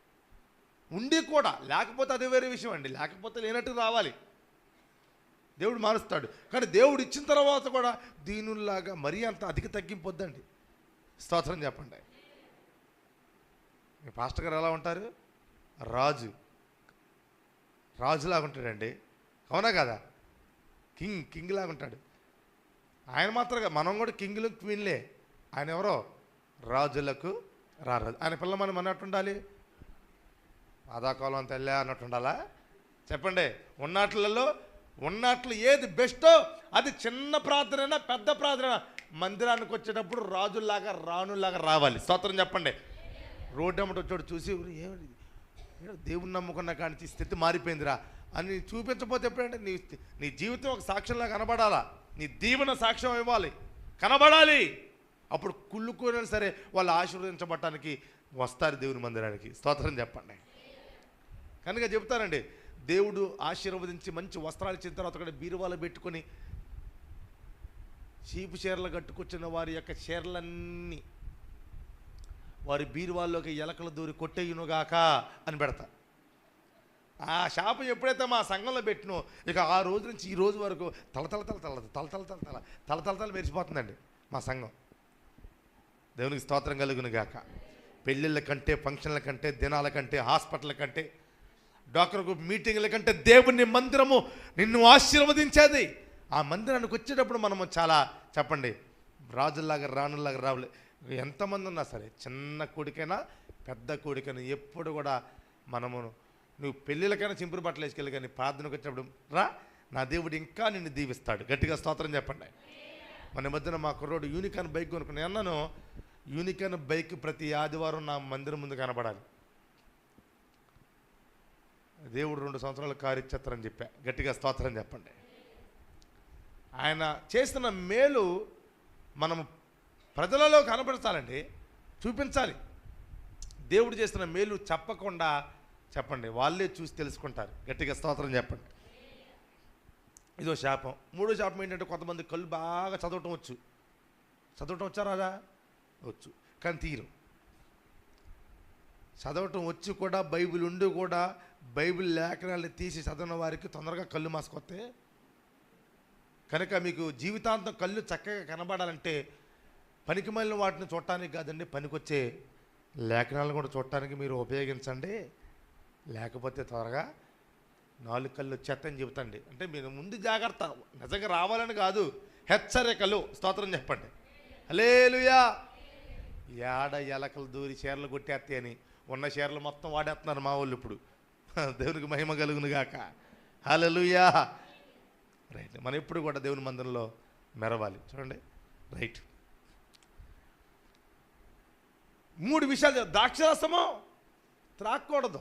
ఎందుకు త్రాగకూడదు అంటే అక్కడ నీటి శాతం తక్కువ, మంచినీటి శాతం. ద్రాక్ష తోటలు ఎక్కువ అండి, కనుక ద్రాక్షరసం ఎక్కువగా మీరు కూడా ద్రాక్షరసం తాగడం మొదలుపెట్టారనుకోండి, రానున్న దినాల్లో భవిష్యత్తులో వాళ్ళకి త్రాగడానికి నీరు తక్కువైపోతుందేమో. కనుక మీరు ద్రాక్షరసం కూడా తాగకూడదు. ఎంత కష్టమైనా, ఎంత దూరమైనా నీటిని తెచ్చుకొని నీటిని తాగండి, కానీ ద్రాక్షరసం తాగకూడదు అని ఈ 3 విషయాలు చెప్పండి. ఇప్పుడు యెహోనాదాబు గారి కాలంలో చెప్పాడు. ఈ రకాబీలు చూడండి, వారి తండ్రి చెప్పినటువంటి, వారి పితరుడైనటువంటి యెహోనాదాబు అని తన తండ్రి చెప్పినటువంటి మాటలను వారు తూచా తప్పకుండా అందరూ పాటిస్తున్నారంట. గట్టిగా స్తోత్రం చెప్పండి. హల్లెలూయా. వారిలో ఉన్నటువంటి దేవుడు వారందరూ నా సన్నిధిలో ఉండాలి, నా మందిరంలో ఉండాలి, వారు దీవించబడాలి, వారి పొలాలు దీవించబడాలి, వారి స్థలాలు దీవించబడాలి, వారి ఉద్యోగాలు, వారి వ్యాపారాలు, వారి చేతి పనులు, వారి కూలి పనులు దీవించబడాలి అని దేవుడు కోరుకుంటున్నాడండి. ఎంత గొప్ప విషయం ఇది. ఏంటి అలా కోరుకోవడానికి గల కారణాలు ఏంటని నేను ఆ లేఖనాలు చదువుతుంటే దేవుడు ఒక 4 విషయాలు ప్రేరేపించాడండి. టూకీగా చెప్పి ముగిచ్చేస్తాను. చూడండి 35వ అధ్యాయంలో మనం చూస్తే ఇర్మియా గ్రంథంలో 5వ వచనంలో 6వ వచనం చదవండి. ఇర్మియా గ్రంథం 35వ అధ్యాయము 6వ వచనము. వారు మా పితరుడగు రేకాబు కుమారుడైన యెహోనాదాబు మీరైనను మీ సంతతి వాడైనను ఎప్పుడునూ ద్రాక్షరసము త్రాగకూడదని మాకు ఆజ్ఞాపించను గనుక మేము ద్రాక్షరసము త్రాగము. స్తోత్రం చెప్పండి గట్టిగా. ఇర్మియా ఎట్రా రెకాబీల్ని మన మందిరంలోకి పిలువునానా అన్నాడు దేవుడు. ఎందుకు ప్రభా? వాళ్ళని పిలిచి కూర్చోబెట్టి, కొన్ని గదులు ఉన్నాయి కదా, ఒక గదిలో కూర్చోబెట్టి నువ్వు వారికి ద్రాక్షరసం ఇవ్వనానా, తాగుతారు వాళ్ళు. అదేంటి ప్రభా, నువ్వు పిలువు, వాళ్ళకి ద్రాక్షరసం ఇయ్యి అని చెప్పినప్పుడు ఇర్మియా గారు వెళ్ళి వాళ్ళని పిలుచుకొచ్చాడు. కూర్చోబెట్టిన తర్వాత చెబుతున్నాడు, దేవుడు ద్రాక్షరసం ఇమ్మన్నాడు, త్రాగండి అని చెబితే, దేవుడు ఇమ్మన్నాడని చెప్పిన తర్వాత కూడా వీళ్ళు మేము త్రాగము అన్నారు. ఇది మంచి విషయం చెడ్డ విషయమా? అంటే ద్రాక్షరసం తాగకపోతే దేవుడు చంపేస్తాడా? చంపడు కదా. దేవుడు పరీక్షిస్తున్నాడు వారి అంటే ఇర్మియాకి తెలియజేయాలి, వారి గురించి ఇర్మియాకి తెలియజేయాలి. వారికి తెలియదు అది పరీక్షని. ఎవరికి? రెకాబీలకి. కానీ పరీక్షలో నెగ్గారా ఓడిపోయారా? నెగ్గారు. వాళ్ళు ద్రాక్షరసము తాగరు అన్న సంగతి దేవునికి తెలుసు. అయినా ఎందుకు పిలిచాడంటే ఇర్మియా గారికి తెలియాలి రెకాబీల గురించి. రెకాబీలు కూడా ఖచ్చితంగా పాస్ అవుతారని దేవుడికి తెలుసు. అప్పుడు ఇదిగో తీసుకోండి అని ద్రాక్షరసము ఇర్మియా గారు వారికి ఇస్తే, మేమైనను మా పితరులను మేము తాగనే, మా తండ్రి చెప్పాడు మాకు త్రాగొద్దని, మా పితరులు చెప్పారు త్రాగకూడదని, మా తాత ముత్తాతలు చెప్పారు త్రాగకూడదని, కనుక మేము తాగము. దేవుడు చెప్పాడే, దేవుడు చెప్పినా త్రాగము. ఎందుకంటే ఆ తాగపోవడం దేవుడు నరకాన్ని ఏమి ఇవ్వడం వాళ్ళకి తెలుసు అది. అందుకని ఇక మా పితరుడు చెప్పారండి, దేవుని విషయంలో మేము నమ్మకంగా ఉన్నాం, మా పితరుల విషయంలో కూడా మేము నమ్మకంగానే ఉంటాం, మేము త్రాగమన్నాడండి. అంటే దీన్ని బట్టి మనం అర్థం చేసుకోవాలి, వారిలో ఉన్న దేవుడు చూస్తున్న మొట్టమొదటి లక్షణం ఏంటంటే వారి సమర్పణ. స్తోత్రం చెప్పండి గట్టిగా. వారి సమర్పణ దేవునికి చాలా నచ్చిందండి. నేను మొట్టమొదటి పాయింట్ చెప్తున్నాను, ఇంక 3 పాయింట్ల తర్వాత చెప్తాను వినండి. వారందరూ కూడా నా కుటుంబంలో ఉండాలని దేవుడు కోరుకోవడానికి గల కారణాల్లో మొదటి కారణం వారి బలమైన, స్థిరమైన, శాశ్వతమైన సమర్పణే దేవుడు వారిని బట్టి కోరుకునే విధంగా చేయగలిగిందండి. ఈరోజు చెబుతున్నాను, నిన్ను నీ కుటుంబాన్ని దేవుడు దీవించాలంటే అది నీ సమర్పణ మీద ఆధారపడి ఉంటుంది. గుర్తుపెట్టుకో. చాలామంది దేవునికి సమర్పించుకుంటారు కానీ మధ్యలో వెనుదిరిగి వెళ్ళిపోతుంటారు. మనకు తెలుసు కదా, నాగటి మీద చేయి పెట్టి వెనుతిరుగువాడు దేవుని రాజ్యానికి పాత్రుడు. రాజ్యానికే పాత్రుడు కాదన్నప్పుడు ఆశీర్వాదానికి వారసులు ఎలా అవుతారు? ఇంపాసిబుల్. కనుక మన సమర్పణ చాలా దృఢముగా ఉండాలి. ఒక్కసారి నాగటి మీద చేయి పెడితే రాళ్ళు వచ్చినా, రప్పలు వచ్చినా, పొట్లు వచ్చినా, గట్లు వచ్చినా, చెప్పండి, ముళ్ళ కంపలు వచ్చినా ఆగకూడదు. పొలమంతా దున్నుకుంటూ వెళ్ళిపోవాలి. అప్పుడే నీరు పెట్టబడిద్ది, చెప్పండి, నాటు వేయబడిద్ది, పొలం పండిద్ది, కోతకు వచ్చిద్ది. అది గట్టిగా స్తోత్రం చెప్పండి. అదే మొదట్లోనే ఆపేస్తే పంట అనేది ఉంటుందా? ఉండదు. వెన్ను తిరగకూడదు. వెన్ను తిరగకుండా ముందుకెళ్తేనే దాని ఫలితాన్ని మనము పొందుకోగలం. దేవుని విషయంలో కూడా మనము ఆయన నమ్మిన క్రొత్తలో ఒక బలమైన సమర్పణ తీసుకుంటాం. ఇదిగో దేవా నా జీవితం, ఆపాదమస్తకం నీకంకితం, శరణం నీ చరణం, శరణం నీ చరణం, ఆ శరణం నీ చరణం, శరణం నీ చరణం అని మనం చక్కగా పాడతాం కదండి. దేవా ఇదిగో నా జీవితం పాడతారు చాలామంది. కానీ సీనియారిటీ అంటారు కదండి, తెలుసా మీకు ఎవరికైనా? మీరు మంచోళ్ళేనండి, మీ సంఘం మంచోళ్ళే, కానీ కొన్ని సంఘాల్లో సీనియారిటీ అన్నది ఉంటుందండి. నాకు తెలియక అడుగుతా, ఇలాంటి ఆలోచనలు వాక్యానికి అతీతమైన ఆలోచనలు వస్తాయని దేవునికి తెలుసు కాబట్టి ఒక ఉదాహరణ చెప్పండి. పొద్దున వచ్చినోడికి అదే జీవితం, మధ్యాహ్నం వచ్చినోడికి అదే జీవితం, ఇంకొక అరగంటలో అయిపోతుంది అన్నగా వచ్చినోడు కూడా అదే జీవితం. ఇప్పుడు చెప్పండి, ఆయన దృష్టిలో ఎవరు గొప్పోళ్ళు? అప్పుడే వచ్చినోడు గొప్పోడా, పొద్దున వచ్చినోడు గొప్పోడా? అమ్మా, పొద్దున వచ్చినోడా, సాయంత్రం వచ్చినోడా, మధ్యాహ్నం వచ్చినోడా? అందరూ గొప్పే. స్తోత్రం చెప్పండి గట్టిగా. ఆయనకి తారతమ్య భేదాలు లేవు. చిన్నవాడు పెద్దవాడు, ఉన్నోడు లేనోడు, అతడు ఇతడు ఆమె ఏమని ఏ భేదం లేదు ఆయనకి.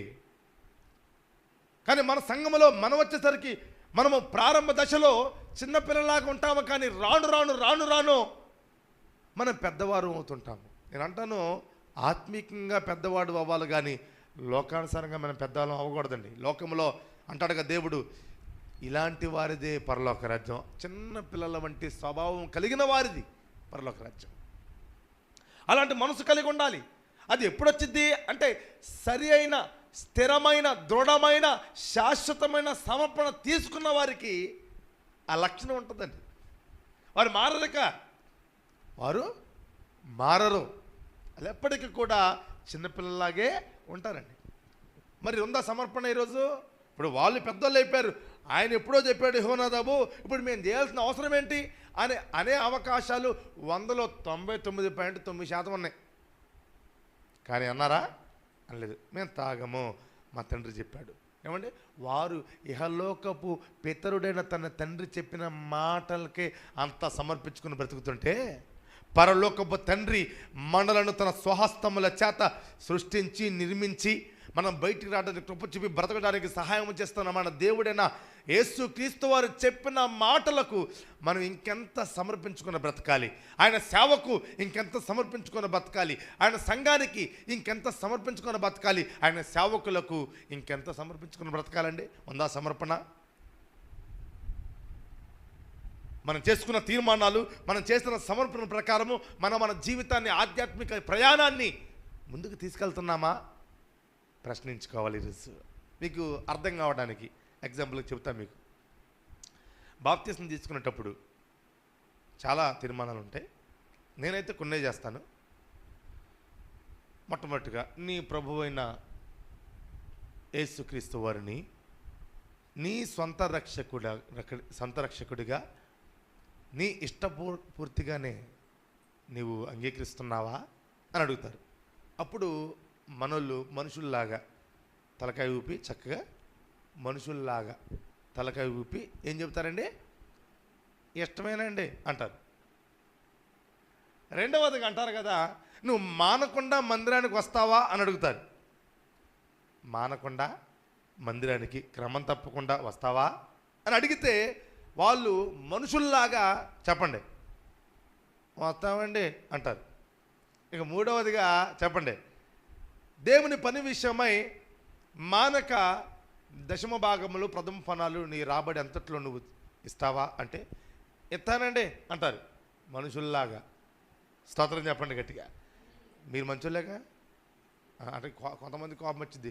కోపం వచ్చిందంటే నువ్వు మంచిదాని కాదు. మీరు అందరూ నవ్వుతున్నారంటే మంచోళ్ళే. స్తోత్రం చెప్పండి గట్టిగా. నాకు తెలిసి మీరు మంచోళ్ళే. కొంతమంది ఉంటారండి మనుషుల్లాగా ఉండోళ్ళు. వాళ్ళు మరి మనుషులుగా వాళ్ళు ఎవరండి? ఎవరాళ్ళు? దేవదూతలు. ఎవరాళ్ళు? ఈ మధ్య నాకు ఏమంటుంది అంటే అన్నారులే గారు, దేవదూతలు అన్నారండి. నేను అట్టంటారు అనుకోలేదండి. దేవదూత అన్నారుగా, చాలా సంతోషం అంటుంది. దేవదూత అంటే పడిపోయిన దేవదూత అమ్మ నువ్వు. నేను ఆ దేవదూత గురించి మాట్లాడిన కానీ దేవుని దేవదూతల గురించి కాదు, పడిపోయిన దేవదూతల గురించి నేను మాట్లాడానంటే అప్పుడు మొహం కింద గుంచుకుని వెళ్ళిపోయింది అనమాట. కొంతమందికి దేవదూత అన్నా సంతోషమే, అది ఏ దేవదూత కనుక్కోరు. రైట్, గట్టిగా స్తోత్రం చెప్పండి. గట్టిగా చెప్పరా? అసలు పెదలంక అలీలి ఎట్టుంటుందో చూపిండి ఒకసారి. అమ్మ, ఊరి పేరు చెబితే కానీ రాదనుకుంటా. గట్టిగా స్తోత్రం కలుగును గాక. ఎక్కడికి వెళ్ళినా ఊరి పేరు చెప్పి అనమంటే తెగనేస్తారు. అది సంతోషం. ఏదో రకంగా అంటున్నారు కదా, ప్రభుని స్తుతిస్తున్నారు. రైట్, ఇలా వారి యొక్క ప్రారంభ దశలో దేవుణ్ణి ప్రజలుగా పిలువబడిన వారు సమర్పణ తీసుకుంటారు. నేను అలా ఉంటాను, ఇలా ఉంటానని సమర్పణ తీసుకుంటారు. అంతేందుకంటే ఏ సేవకుడు వాక్యం చెప్పినా ఆఖరి ప్రార్థనలో మనం తీసుకున్న సమర్పణలో చెప్పండి, లెక్కేసుకుంటే లెక్కకు మించినవిగా ఉంటాయి తల వెంట్రుకల కంటే. గట్టిగా స్తోత్రం చెప్పండి. కానీ మనం వాటిని చేస్తామా అంటే చేయము. మానకుండా మందిరానికి వస్తావా? రాము. ఏందమ్మా మందిరానికి ఎందుకు రాలేదామంటే వర్షాకాలంగా గారు అందుకే రాలేదు అంటుంది. వర్షాకాలంలో ఏమవుతాయమ్మా? ఆ మధ్యలో ఒక ఏమంటుంది కండి, పేరెందుకులే. అసలు ఈ వర్షాకాలాన్ని వర్షాకాలం అని ఎందుకు అన్నారు? వర్షాకాలం కాబట్టి అంటుంది. ఈ వర్షాకాలాన్ని వర్షాకాలం అని ఎందుకన్నారు? వర్షాకాలం కాబట్టి అంటుంది. అలాగే ఉన్నారు మీరు కూడా. వర్షాకాలంలో వర్షాలు రాకపోతే ఎండలు వస్తాయా? గొడుగేసుకొని రావచ్చుగా. అదే ఎవరైనా చనిపోయారంటే ఆగుతావా? పెళ్ళి అంటే ఆగుతావా? తడుచుకుంటూ వెళ్ళిపోయి బొగ్గులు వేసి బొక్కొత్తావుగా. నువ్వు కాదులే అమ్మ, నువ్వు మంచిదాన్ని వెళ్ళి మందిరానికి వస్తావు. మానేసుల గురించి అంటున్నా, కోప్పడితే అడుగుతావు నాకు వెళ్ళి. గట్టిగా స్తోత్రం చెప్పండి.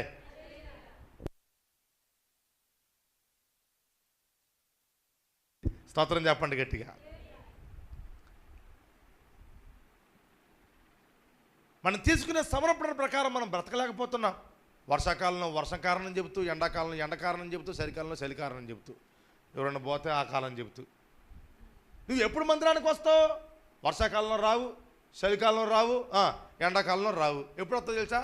పోయే కాలానికి వస్తావు. ఇక పోతున్నా అనుకున్నప్పుడు వస్తావు మందిరానికి. లేకపోతే కష్టకాలం. ఇది ఎప్పుడు ఉంటుందండి మనకి? కష్టకాలం అనేది ప్రతినిత్యం మనతోనే ఉంటుంది. పోయే కాలం జీవితానికి ఒకసారి వచ్చింది. దాని గురించి మాట్లాడకూడదండి, మీరు అందరూ మంచోళ్ళు కాబట్టి. కనుక మనము పోయే కాలం, కష్టకాలం రాకముందే దేవుడిచ్చిన కాలంలో మనం మందిరంలోకి వస్తే మన జీవితము చెప్పండి ఎలా ఉంటుంది? దీర్ఘకాలము సుఖంగా ఉంటుంది. గట్టిగా స్తోత్రం చెప్పండి. దీర్ఘకాలము, సదాకాలము సంతోషంగా ఉంటుందండి. సదాకాలము ఆయనతో ఉండే అంత మహిమ కలిగినదిగా ఉంటుంది మన జీవితం. అటు గొప్ప భాగ్యం ఎక్కడుంది? అందుకే ఈ మందిరం. లేకపోతే ఒక ప్యాకేజీ పెట్టచ్చు, పెద్ద విశేషం ఉంది. స్తోత్రం కలుగును గాక. వెనకాల వాళ్ళు చెప్పట్లే, కోపడుతున్నారండి నా మీద.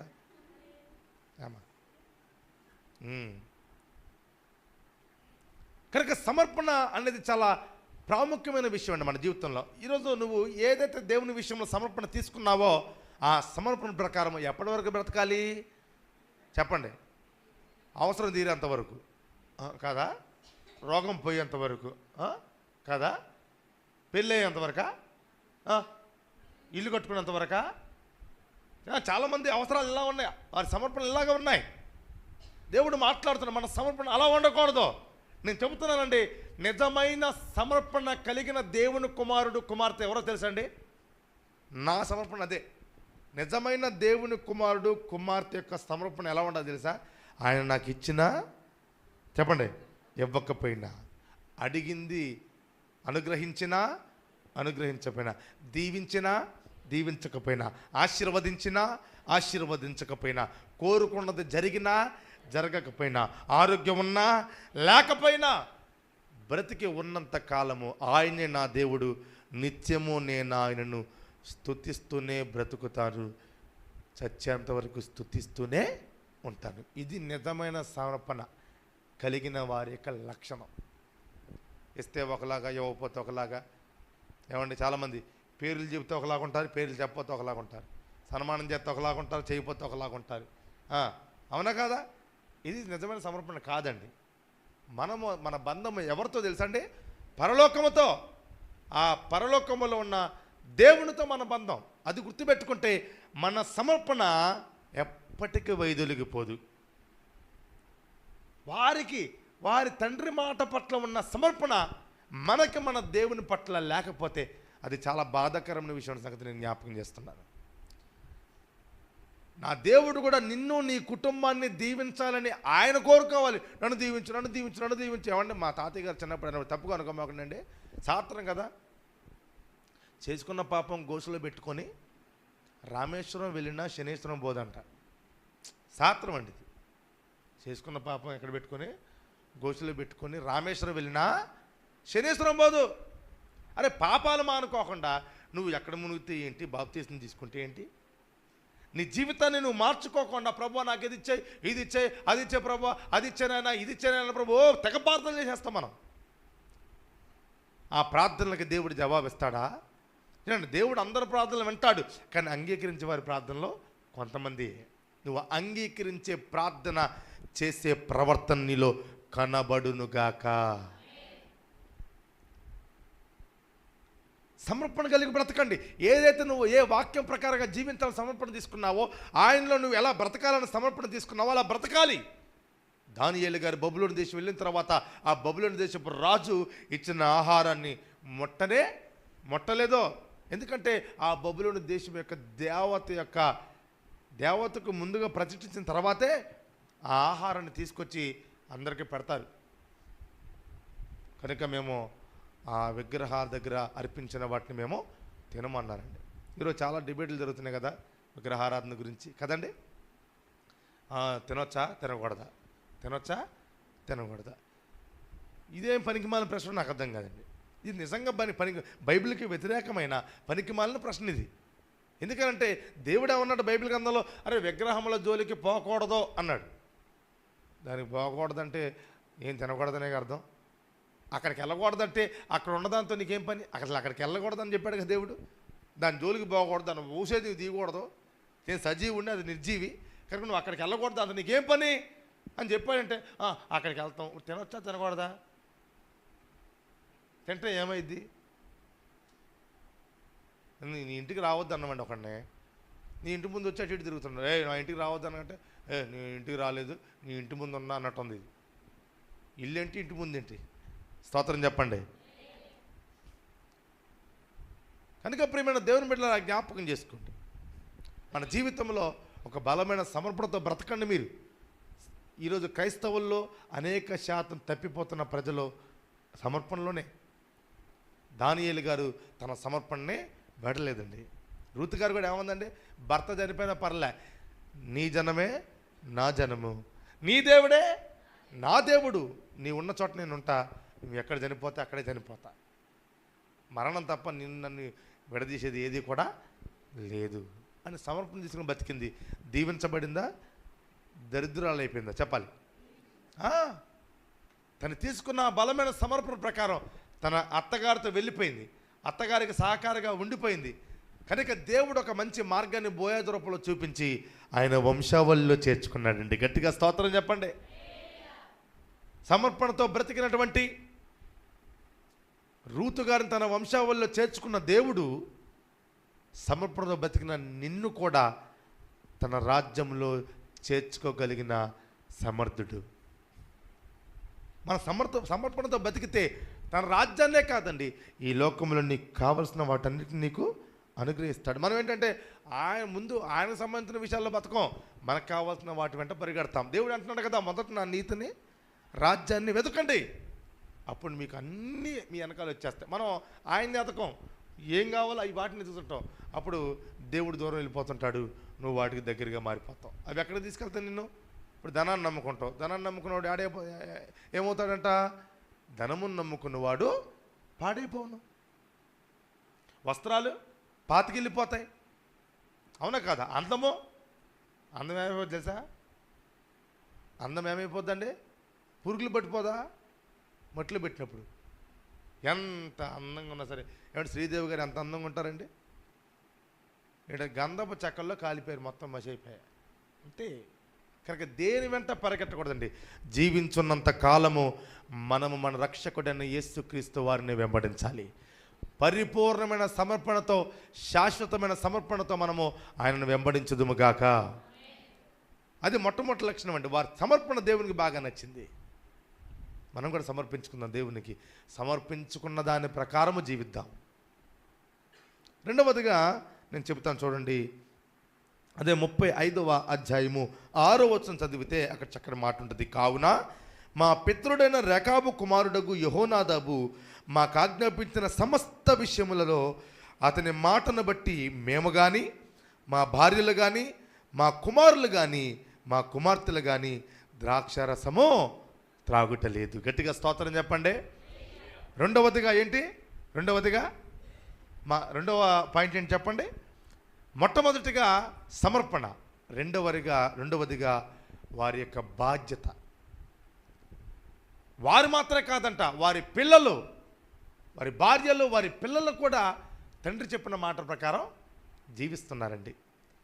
కారణం వాళ్ళకి ఎలా వచ్చింది అంటే, వారు చేస్తున్న దానిని వారి భార్యలకు, పిల్లలకు, కుటుంబ సభ్యులకు ఏం చేస్తున్నారు? ఇంటికి వెళ్ళి చెబుతున్నారండి. ఈరోజు నువ్వు మందిరానికి వస్తున్నావు, వచ్చి వింటున్న మాటలను మర్చిపోవటం కాదండి, వెళ్ళి ఏదో ఒక రూపంలో అవకాశం కల్పించుకొని భార్యతో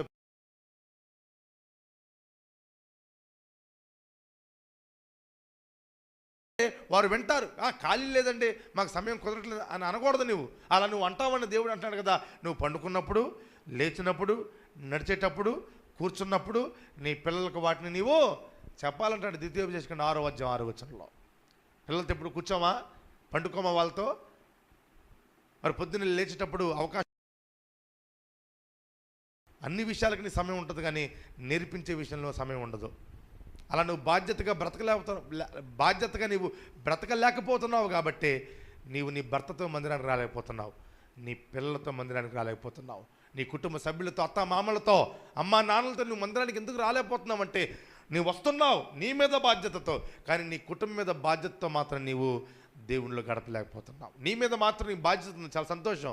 కానీ ఈరోజు నుంచి నీ కుటుంబం మీద, నీ భార్య మీద, పిల్లల మీద, భర్త మీద, కుటుంబ సభ్యులందరి మీద బాధ్యత కలిగి నువ్వు విన్న మాటలు చెప్పగలిగితే వారు నిశ్చయముగా ఎక్కడికి వస్తారు? దేవుని సన్నిధికి వస్తారు. గట్టిగా స్తోత్రం చెప్పండి. కనుక నేను ముగిస్తున్నాను, ఒక 5 నిమిషాల్లో చక్కగా దేవుని మాటలు వినండి. ఈ తర్వాత మూడో విషయం ఏమిటంటే 35వ అధ్యాయము 9వ వచనంలో ఒక చక్కటి మాట. మా తండ్రి అయిన యెహోనాదాబు మాకు ఆజ్ఞాపించిన సమస్తమును బట్టి మేము విధేయులమగినట్లుగా కాపునముకు ఇండ్లు కట్టుకున్నట్లేదు, ద్రాక్ష వనములు కానీ పొలములు కానీ సంపాదించట్లేదు, విత్తనమైనను చల్లట్లేదు, గుడారముల్లోనే నివసించుచున్నాము. విధేయులమగునట్లుగా అంటే చెప్పిన మాటకి ఏం చూపిస్తున్నారు వాళ్ళు? విధేయత. 3వ లక్షణం, వారిలో ఉన్న 3 లక్షణం ఏంటి? విధేయత కలిగి బ్రతకాలి. ఎవరికైనానండి. ఒక క్రైస్తవుడిగా నీవు నన్ను కలిగి ఉండాల్సిన లక్షణాల్లో ప్రాముఖ్యమైన లక్షణం విధేయత ఉండాలండి. చిన్నవారికైనా విధేయత చూపించాలి. ఆడికి విధేయత చూపించడం ఏంటి అనే ఆలోచన రానియకూడదండి. విధేయులం అవ్వాలండి. దేవునికి విధేయత చూపించాలి మొట్టమొదటిగా. రెండవదిగా సేవకులకు విధేయత చూపించాలి. మూడవదిగా నీ కుటుంబంలో ఉన్న పెద్దలందరికీ విధేయత చూపించాలి. సంఘబిడ్డలకు, చిన్నపిల్లలకు అందరికీ విధేయత కలిగి నువ్వు బ్రతికితే దేవునికి చాలా ఇష్టం అండి. నా దేవుడు కూడా అలాగే విధేయుడై జీవించాడు. స్తోత్రం చెప్పండి గట్టిగా. విధేయులం అవ్వాలి మనం అందరము కూడా. అంతేగాని అవిధేయుల్లాగా బ్రతకూడదు. అవిధేయుల మీదకి ఏమొచ్చిందంట? ఉగ్రత, దేవుని ఉగ్రత. కనుక దేవుని వాక్యానికి విధేయత చూపించాలి, దేవుని సేవకులకు విధేయత చూపించాలి, దేవునికి కూడా మనం విధేయత చూపించాలి. మరి తల్లిదండ్రులకు చూపిస్తున్నారు. చాలామంది తల్లిదండ్రుల మాట వినరు, కుటుంబంలో అత్తమామ మాట వినరు, కోడల మాట వినరు, అల్లుడి మాట వినరండి.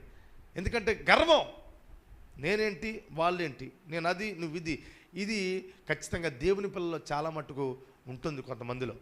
దేవుని నమ్మిన తర్వాత కూడా అవన్నీ కూడా ప్రక్కన పెట్టి మనం ఒకరికొకరు విధేయత చూపించుకోవాలి. గట్టిగా స్తోత్రం చెప్పండి. హల్లెలూయా. ఇక నేను 4వది చెప్తాను చూడండి. 35వ అధ్యాయంలోనే 16వ వచనంలో ఒక చక్కటి మాట ఉంది, ఆఖరి మాట. రెకాబు కుమారుడైన యెహోనాదాబు కుమారులు తమ తండ్రి తమకిచ్చిన ఆజ్ఞను నెరవేర్చిరి గాని ఈ ప్రజలు నా మాట వినకయున్నారు. అంటే ఇర్మియాతో రెకాబీల గురించి చెబుతున్నాడు.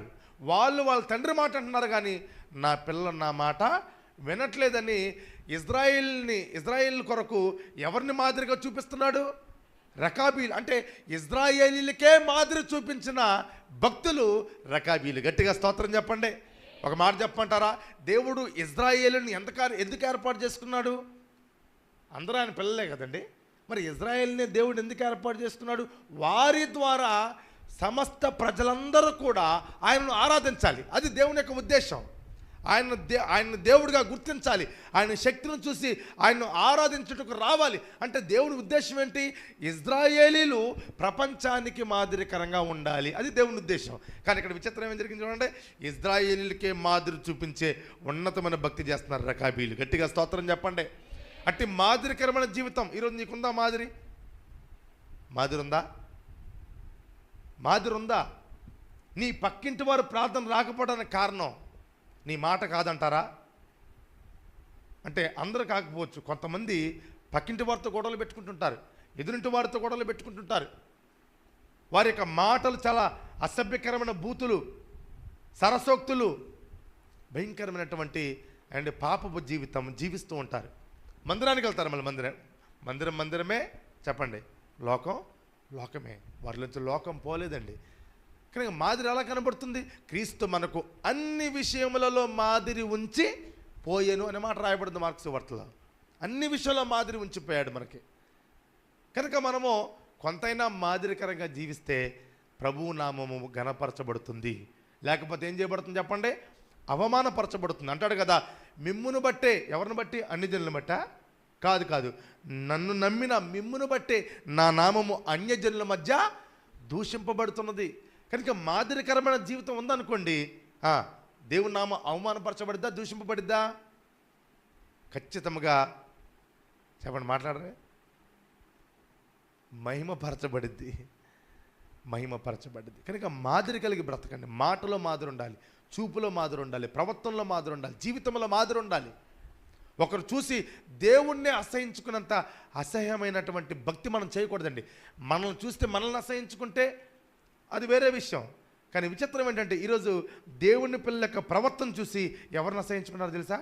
దేవుణ్ణి అసహించుకున్నారు. సమయం లేదు కానీ నేను చాలా ఉదాహరణలు చెప్పేవాడిని. ఇప్పటికే చాలా సమయం అయింది కదండి. కనుక మనల్ని చూసి మనల్ని అసహించుకుంటే అది వేరే విషయం. కానీ దేవుణ్ణి అసహించుకుంటున్నారు. ఇది చాలా దుఃఖపడే పరిస్థితులండి. నేను చాలా బాధపడుతున్న కొన్ని సందర్భాలు చూసినప్పుడు. కనుక మన ప్రవర్తన 10 మందిని ప్రభు వైపుకు ఆకర్షించేంత మాదిరిగా ఉండాలి. రకాబీల్లో ఇజ్రాయేలీలకే బుద్ధి చెప్పేంత మాదిరికరమైన జీవితం ఉంది. అందుకే దేవుడు రకాబీల్ని ఎక్కడ ఉండాలని కోరుకున్నాడు? నా సన్నిధిలో, నా మందిరంలో వారు ఖచ్చితంగా ఉండాలి. నా మందిరంలో ఉండాలని కోరుకున్నాడంటే ఇండైరెక్ట్గా పరలోక రాజ్యంలో కూడా ఉండాలని కోరుకున్నట్టే కదా. కనుక మీరందరూ కూడా, మిమ్మల్ని అందరిని బట్టి కూడా నా దేవుడు అదే కోరుకోవాలని ఆశపడుతున్నాడు.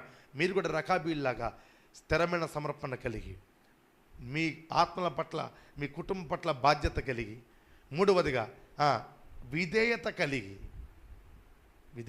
4వదిగా మాదిరి కలిగి నువ్వు ఈ లోకంలో బ్రతికంతకాలం ఈ 4 లక్షణాలతో నువ్వు బ్రతకగలిగితే, ఈ 4 లక్షణాల ప్రకారం నువ్వు జీవించగలిగితే రకాబీలను కోరుకున్నట్లుగా దేవుడు కూడా నిన్ను తన సన్నిధిలో ఉంచి ఆశీర్వదిస్తాడు. తన పరలోక రాజ్యంలో చేర్చుకొని నీకు నిత్య సంతోషం అనుగ్రహిస్తాడు. అటు రకంగా మనం జీవించి అటు కృపను మనం పొందుకుందాం. దేవుడి మాటలు దీవించునుగాక. ఆమెన్. అందరూ కూడా కళ్ళు మూయండి, ప్రార్థన చేసుకుందాం. మీరు లేచి నిలబడండి, ప్రార్థన చేసుకుందాం. ఒకసారి అందరూ లేచి నిలబడండి. అయ్యా, నిజమే, నా జీవితంలో ఎంతో కాలముగా అందరూ కన్నులు మూసుకోండి, మీ స్వరాలు తెరిచి, ఎవరు కూడా మాట్లాడకుండా, బైబిల్ జిప్పులు వేయకుండా కన్నులు మూసుకొని 2 హస్తాలు దేని వైపు చాపి, అయ్యా, నా జీవితంలో ఎంతో కాలంగా నీ మందిరానికి వస్తున్నాను. అదిగో నేను ఒకప్పుడు ఈ సమర్పణ తీసుకున్నాను, కానీ మర్చిపోయి మరలా నా ఇష్టానుసారంగా బ్రతికాను. ఏదైనా ఉంటే ఇప్పుడే ఒప్పుకోండి. ప్రభు సన్నిధానంలో నా దేవుడు నిన్ను అనేక మందికి మాదిరిగా చేయబోతున్నాడు. నిన్ను తన రాజ్యానికి వారసురాలుగా చేయబోతున్నాడు. అందరూ కూడా ప్రార్థన చేయండి. అయ్యా, నేను సమర్పణ కలిగి బ్రతుకుతాను తండ్రి. నేను ఈరోజు నుంచి నా కుటుంబం పట్ల, నా కుటుంబంలో ఉన్న వ్యక్తుల పట్ల బాధ్యత కలిగి బ్రతుకుతాను తీర్మానం తీసుకో. నీ విన్న ప్రతి దానిని నీ భర్తకు, నీ భార్యకు, నీ పిల్లలకు, నీ కుటుంబ సభ్యులకు, అత్తమామలకు, అమ్మ నాన్నలకు, బంధువర్గం అంతటికి, నీ వీధి వారందరికీ సమయము తీసుకుని చెప్పు. నీలో ఆ లక్షణాన్ని చూసి దేవుడు సంతోషిస్తాడు. ఎంతో కాలంగా మందిరానికి వస్తున్నావు, కానీ ఆత్మల రక్షణ పట్ల బాధ్యత ఉందా? నీ కుటుంబ రక్షణ పట్ల బాధ్యత ఉందా? అది లేదు కాబట్టే నా దేవుడు నువ్వు అనుకున్నది సంపూర్ణంగా చేయలేకపోతున్నాడు. ఈరోజు నీ విధేయత కలిగి బ్రతుకు. ఈరోజు మాదిరికరమైన జీవితం, ప్రభువు నామము మహిమపరచబడేంత మాదిరికరమైన జీవితాన్ని జీవించు. The lord will bless you. దేవుడిని దీవిస్తాడు. రెండు చేతుల పైకి లేపి, పలుమార్లు వైదొలగినాను నీ పరలోక దర్శనము నుండి, విలువైన నీ దివ్య పిలుపుకు నే తగినట్లు జీవించనైతి. పలుమార్లు వైదొలగినాను నీ పరలోక దర్శనము నుండి, విలువైన నీ దివ్య పిలుపుకు నే తగినట్లు జీవించనైతి. అయినా నీ ప్రేమతో నన్ను దరి చేర్చినావు, అందుకే కైకొనుము దేవా ఈ నా శేష జీవితం. ఇదిగో దేవా నా జీవితం, ఆపాదమస్తకం నీకంకితం. ఇదిగో దేవా నా జీవితం, ఆపాదమస్తకం నీకంకితం. శరణం నీ శరణం, శరణం నీ చరణం, శరణం నీ చరణం, శరణం నీ చరణం. ఇదిగో దేవా నా జీవితం, ఆపాదమస్తకం నీకంకితం.